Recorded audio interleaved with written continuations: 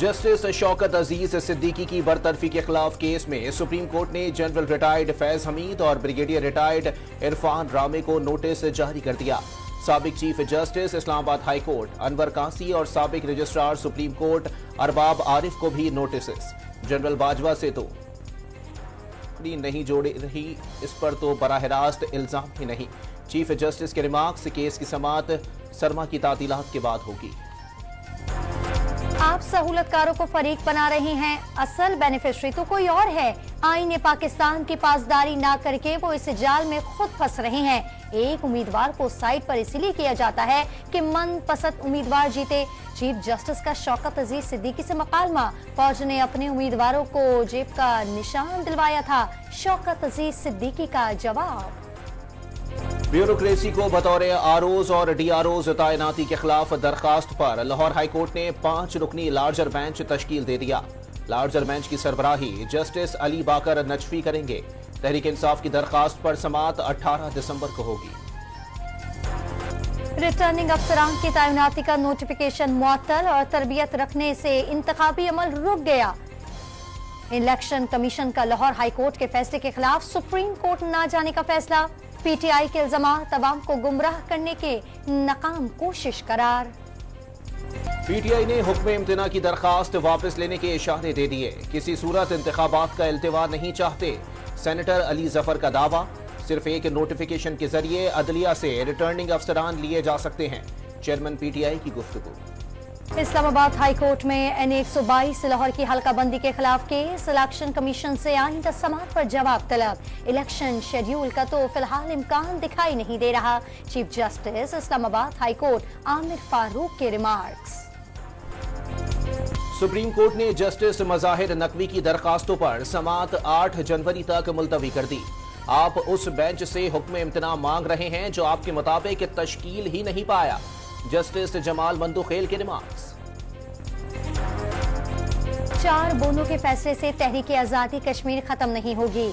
कश्मीर हिंदुस्तान का था, न है, न रहेगा। दुनिया ने भारत का मौक़िफ़ तस्लीम करने से इनकार कर दिया। निगरां वज़ीर आज़म अनवारुल हक काकड़ की मुजफ्फराबाद में न्यूज़ कॉन्फ्रेंस।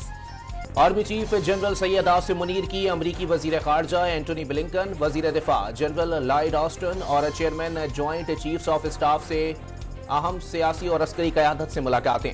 मुश्तरका मफादात के हुसूल के लिए दो तरफा ताउन की मुमकिना कोशिशें जारी रखने पर इत्तेफाक।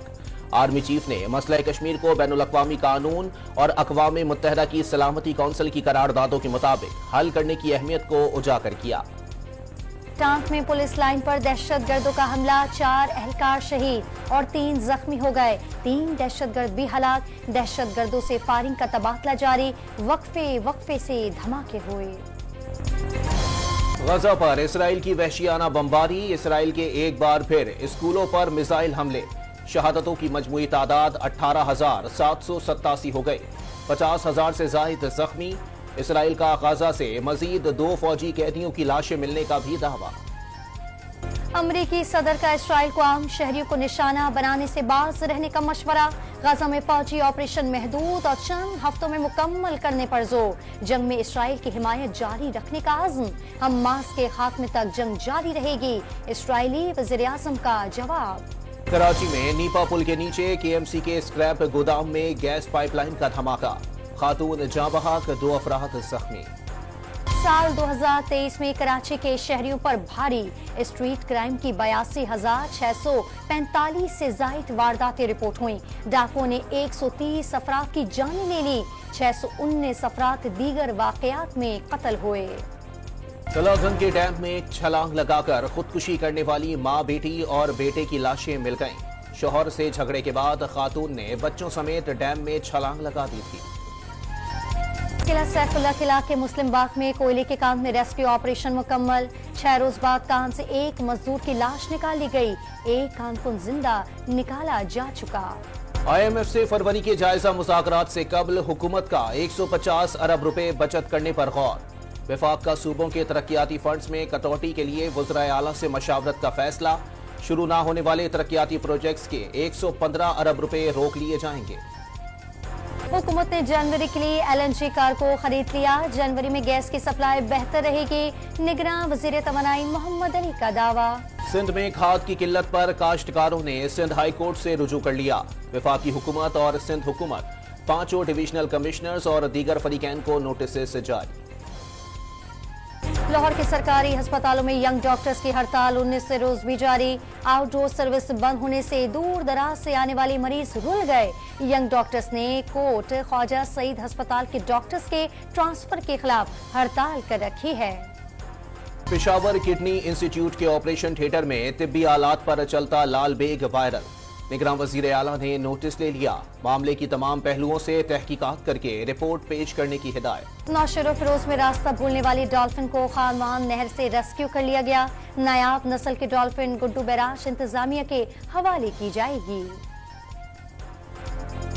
बलोचिस्तान के जिला कल्लात में मौसम सरमा की पहली बारिश के बाद मौसम मजीद सर्द। मगरबी हवाओं का सिस्टम आज से कोयटा समेत दीगर इलाकों में भी बारिश बरसा सकता है। महकमा मौसमियात की पेशगोई, कल से 18 दिसंबर तक पंजाब और खैबर पख्तूनख्वा में बारिश और पहाड़ों पर बर्फबारी मुतवक्के। स्मॉग की रोकथाम के लिए लाहौर हाई कोर्ट का दफातर में हफ्ते के 2 रोज वर्क फ्रॉम होम करने का हुक्म। पंजाब हुकूमत ने नोटिफिकेशन जारी करने की हिदायत कर दी। पर्थ टेस्ट में ऑस्ट्रेलियाई टीम 487 रन बनाकर आउट। डेविड वार्नर 164 और मिचेल मार्श 90 रन बनाकर नुमाया रहे और कोई ऑस्ट्रेलियाई बल्लेबाज बड़ा स्कोर ना बना सका। आमिर जमाल की डेब्यू पर 6 विकेटें। पाकिस्तान की बैटिंग जारी, 2 विकेटें गिर गईं। न्यूजीलैंड वुमेन क्रिकेट टीम ने दूसरे वनडे में पाकिस्तान को 1 विकेट से शिकस्त दे दी। 221 रन का हदफ 7 गेंद कबल हासिल कर लिया। कीवीज को सीरीज में 2-0 की बढ़तरी हासिल। कश्मीर के गुरु नानक गुरुद्वारा में मेला सज गया। सैकड़ों मुल्की और गैर मुल्की यात्रियों की शिरकत। तलवारों का करतब मेले में तवज्जो का मरकज बना रहा।